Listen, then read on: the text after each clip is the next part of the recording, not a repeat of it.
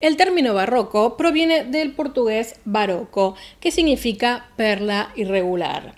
El término fue ampliamente aplicado al estilo arquitectónico dinámico, lleno de espectáculo, teatralidad y color que se extendió desde Italia a toda Europa durante los siglos XVII y XVIII. Estas líneas y superficies dinámicas combinaban arte y arquitectura en una entidad única que creaban ilusiones de luz, color y textura. Bienvenidos a Piazza Navona, parte 2.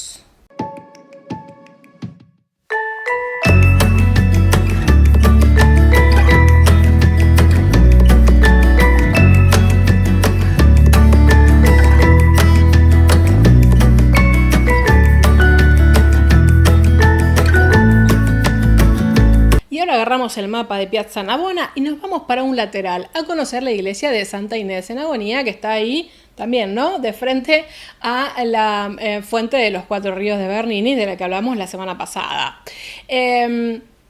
Cuando uno mira la ficha técnica de esta obra, de esta iglesia, encuentra que aparecen tres arquitectos: Girolamo Rainaldi, Carlo Rainaldi y Borromini. Y esta iglesia está construida sobre lo que serían parte de las gradas del estadio de Dominiciano.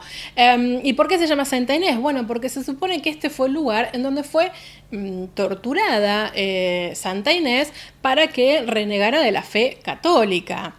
Lo que cuenta la leyenda es que en un momento la desnudaron y por un milagro divino le creció el pelo y le cubrió todo el cuerpo. Lo cierto es que, milagro o no, Santa Inés fue torturada y murió. Esto sucedió en el año 300 después de Cristo, por supuesto. La iglesia que vemos hoy por hoy fue encargada por la familia Pampili, por Inocencio X, para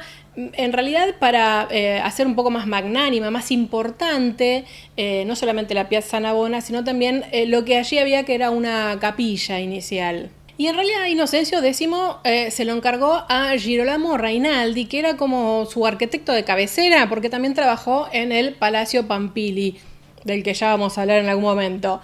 Lo cierto es que Girolamo Rainaldi murió, tomó su hijo la obra y finalmente se terminó convocando a Borromini para que interviniera en este edificio. Y bueno, a que no adivinan qué parte destaca y es en la que intervino fuertemente Borromini. Sí, en esta fachada. Y además también en esa fachada hay una estatua de Santa Inés de Ercole Ferrata, que es de 1660. Ahora, igual esta iglesia no fue terminada por Borromini, porque en el medio de todo esto muere Inocencio X. Borromini medio que se frustra con los familiares y después es terminada finalmente de nuevo por Carlo Rainaldi. Pero bueno, vamos a conocer un poco cómo es la planta de este edificio y empecemos hablando del exterior. Cuando Borromini toma esta obra o es convocado, ya la fase de cimentación estaba bastante avanzada. No obstante lo cual, él logra intervenir y cambiar de alguna manera el formato de la fachada. Cuando uno ve la planta, esta iglesia estaba proyectada como una planta de cruz griega. A ver, un pequeño paréntesis muy cortito. Por supuesto hay distintos tipos de plantas dentro de una iglesia. Todo depende de cómo el arquitecto o el constructor nos quiere hacer peregrinar hacia el altar, ¿no? Como uno camina. La más común es la planta basilical de cruz latina. Cuando uno entra tiene una nave central, puede tener o no naves laterales, pero uno se dirige hacia el frente, por decirlo de alguna manera, hacia el altar. La planta de cruz griega, la planta redonda, es algo que se empieza a usar mucho en el barroco porque se lo veía como un formato perfecto. El único problema que tenía claramente era que el feligrés cuando entraba medio que se perdía, porque hoy por hoy, por ejemplo, están los bancos, ¿no? Que uno lo orientan para dónde tiene que ir si una planta es redonda. Pero si no hay nada, es como, no sé si alguno de ustedes pudo entrar al Panteón, o no sé, acá la iglesia redonda de Belgrano, que si uno no tuviera bancos empieza, ¿no? Como a caminar y no sabe para dónde ir. Bueno, cuestión es que en el barroco este tipo de planta se usó muchísimo. Y de hecho les voy a traer una pequeña cita de Norbert Schulz, donde habla de la arquitectura barroca, que dice lo siguiente sobre este tipo de planta. Durante el mismo periodo, encontramos que los teóricos recomiendan un plan centralizado para la iglesia, ya que el círculo y los polígonos regulares son las formas perfectas. Lo cierto es que igual este modelo tuvo bastantes críticas y se empezó a utilizar más que nada en edificios menores y no en espacios muy grandes donde el formato de la basílica era el más cómodo para atender la liturgia, digamos. Pero bueno, volvamos a Santa Inés porque yo me voy por las ramas para variar. Algún día tendremos que hacer algún especial de arquitectura de plantas de iglesia si les interesa. Vamos a la fachada. ¿Qué tenemos allí? Tenemos 2 torres y una cúpula. Pero ¿qué es lo que lo hace tan especial? Bueno, claramente ese formato cóncavo convexo tan dinámico que le da Borromini a la fachada. Lo que logra Borromini con esto, cuando uno está ahí, es que la cúpula se vea como más grande, esté más cerca del espacio de la plaza, entonces la hace como más imponente. Hay que decirlo, y es que el proyecto original de Rainaldi era que fuera una fachada plana, ¿no? Y es lo que Borromini cambia, incluso las mismas escaleras, ¿no? Tienen esta forma así como ondulante. La composición de la fachada, si la vemos, está hecha en 3 partes y por supuesto sobresale la central en la que intervino bien Borromini como para darle justamente esto más aire, ¿no? Más presencia hacia la plaza. La cúpula es súper interesante porque el tambor lo elevó un poco más, entonces hace que, bueno, sea un referente visual dentro de la plaza. Hay que decirlo que en Borromini lo que había planificado al elevar el tambor de la cúpula es que justamente destacara esta y no tanto las torres laterales. Lo que pasa es que como él no terminó toda la obra, luego las torres laterales las hicieron de la misma altura que la cúpula, entonces ahí es como que perdió fuerza. Y ahí ya esto nos permite incluso meternos adentro de la iglesia, pasarnos al interior, porque bueno, justamente a cuenta de hacer esta cúpula bastante imponente, lo que hace Borromini es alargar parte de la cruz griega inicial que había desarrollado Rainaldi, y bueno, esta cúpula está sostenida internamente por 8 columnas que destacan mucho por el color.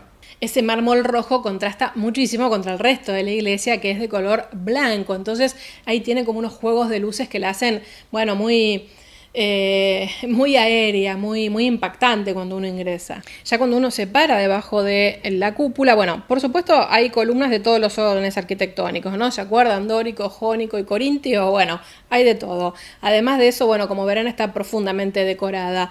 Pero si nos ponemos a ver, ya tenemos una cornisa como muy volada, con bastante espacio, que tiene además como cortes muy clásicos, ¿no? Octogonales. Justamente los quiebres de esa cornisa van dando forma a las pechinas, que también hace que también haya como mucho aire internamente, como mucho espacio. Y ahí, bueno, ya nos tenemos que meter con la decoración, que no solo tiene que ver con Borromini, ¿no? Están esos estucos dorados que vemos, ¿no? Hay como una especie de horror vacui, ¿no? Está todo pintado, todo decorado, no hay nada que esté no solamente dejado al azar, sino que no hay nada que esté libre. Si vemos estas fotos de abajo, ven que hay unas pequeñas ventanas, que eso le da muchísima luz, ilumina el espacio. Y bueno, ahí uno puede apreciar ya también los frescos, ¿no? Hay un fresco con la Asunción de María, que está hecho por Ciro Ferri, que no la terminó él, después la terminó Corbellini, porque murió Ciro Ferri. Y las pechinas están pintadas con las virtudes cardinales, que las hizo Giovanni Battista Gauli, que era un protegido, un seguidor de Bernini. Vean que los nombres van y vienen acá, ¿eh? Cuando uno se pone a recorrer la iglesia ve que hay esculturas y complejos escultóricos de todo tipo y de distintos artistas. Lo que más me interesa acá traer a cuenta es que están las reliquias de Santa Inés, que están puestas ahí como una especie de santuario. De hecho está el cráneo de Santa Inés que se puede ver. Incluso uno puede ir a la locación de donde estaba la ermita original de lo sucedido con Santa Inés. Lo otro, obviamente, que tengo que también rescatar acá es la tumba monumento Inocencio X, ¿no? Que para eso, siendo esta su capilla familiar, una preciosura, Flor de Iglesia se mandó, bueno, por supuesto hizo su complejo escultórico para ser enterrado allí. Ahí lo que tenemos que destacar sin ninguna duda son todas las esculturas hechas por Giovanni Battista Maini, que bueno, fue un escultor muy destacado también del siglo XVII y XVIII en Roma. Y ahora, mientras nos posicionamos de nuevo en la plaza y vemos si si con estas imágenes uno puede percibir cómo se ve, cómo interactuar, cómo se siente esta iglesia de Santa Inés en Agonía, me interesa rescatar algo, porque no hablamos prácticamente nada de Borromini. Borromini fue un distinto, realmente fue un distinto. Es verdad que por ahí el nombre de Bernini opacó de alguna manera su acción, o él se sentía opacado por Bernini, pero la verdad es que las cosas que hace Borromini, en algún momento tenemos que ir a pasear a otros lugares de Italia para ver intervenciones de Borromini que son exquisitas. Un maestro también del trampantojo, ¿no? Cuando uno ve, incluso desde adentro, desde la cúpula o desde afuera mismo, esa sensación de que se le viene la fachada encima a uno, es impactante realmente. Y esto de engañar al ojo, claro, no es para cualquiera. Y ahora cito algo sobre Borromini también, porque a ver, no todo el mundo estaba muy de acuerdo con todas estas cosas medias así alocadas, que no eran o no venían de un orden tan clásico, ¿no? De hecho, nuestro amigo Francesco Castelli, que era el nombre de Borromini, en esa época se lo asociaba todo el tiempo con estrafalario, o algunos directamente lo tildaban como de supremo ignorante, corrupto de la arquitectura y vergüenza de nuestro siglo. Pero bueno, había otros que los defendían, como por ejemplo Guarino Guarini. En realidad, lo que hay que decir de Borromini, sin ninguna idea, es que fue alguien que, como dicen algunos estudiosos, bebió de las fuentes clásicas, aprendió de Miguel Ángel y se proyectó mucho más allá. Y de hecho, voy a aprovechar y lo voy a decir. Hablando de esto de Bernini y Borromini, hay algunos que indican, y me parece bastante acertado, que Borromini era mucho más creativo. Y uno diría, ¿por qué eso? Bueno, porque Borromini estaba muy atento a la construcción, era un tipo de construcción Borromini. Entonces jugaba con las formas, buscaba soluciones creativas, y en cambio uno podría decir que Bernini era un poco más plástico, estaba más tenía una mirada un poco más artística, pero no era tan creativo, es decir, usaba lo que tenía y le trataba de dar el efecto, ¿no? Trataba de lograr ese espacio teatral, que Borromini lo conseguía, pero a fuerza de creatividad, a fuerza de inventar formas, diseños y efectos de cornisas voladas adentro de las iglesias y demás, formas completamente nuevas. Y ahora, por si alguno no se dio cuenta, vamos con la parte anecdótica también, Santa Inés en agonía, Santa Inés in agone. Algunos creen, algún distraído va a creer que estamos hablando de que ahí se la martirizó a Santa Inés y como sufrió una agonía, bueno, se llama de esa manera. No, porque ustedes recordarán en la entrada anterior que hablamos de que ahí había juegos en la época del circo Dominiciano, Circus Agonalis, y los juegos se llamaban Agone. Entonces, Santa Inés in Agone es la iglesia de Santa Inés que queda en el Circus Agonalis o en Piazza Navona. Y a ver, dijimos que esta iglesia era la capilla familiar de la familia Pampili, con lo cual, claro, tendrían que vivir por ahí cerca. Bueno, resulta que la iglesia de Santa Inés tiene una conexión ahí atrás de la cúpula por el tambor con el Palazzo Pampili, con la casa de la familia Pampili. De hecho, tienen un espacio ahí como para que ellos pudieran participar de la misa sin tener que entrar siquiera a la iglesia. Y es justamente del Palazzo Pampili que vamos a hablar la próxima semana. Prepárense porque va a ser un atracón de barroco, pero no solo de arquitectura, sino también de frescos. Vamos a ver mucha pintura barroca.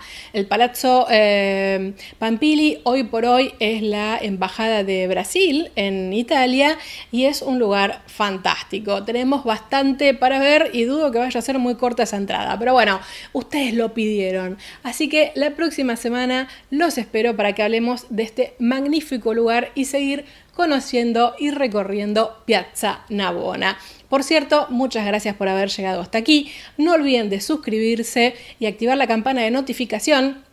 Así se enteran cuando subimos estos especiales y también el resto de los videos de los viernes. Nos vemos. ¡Chao!